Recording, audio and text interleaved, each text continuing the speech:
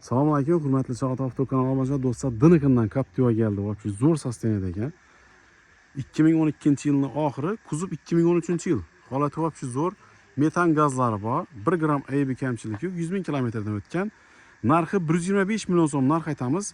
50 million bilan kelsangiz bank aytib ham chiqarib beramiz. Xohlasangiz barter variant ham bor do'stlar.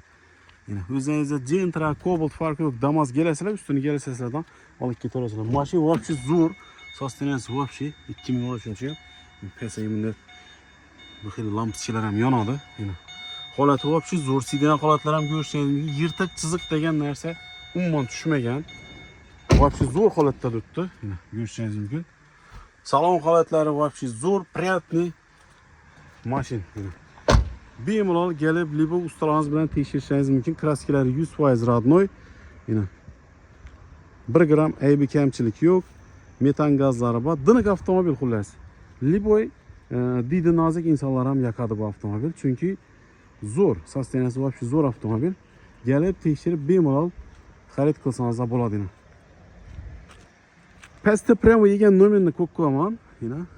Kelishib olsangiz bo'ladi. Faran diniqlar, faran diniqligini qaranglar buni. Вообще zo'r avtomobil.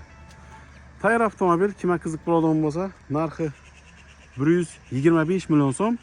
Pastda nomerlar turadi, bemalol aloqa qilsangiz bo'ladi.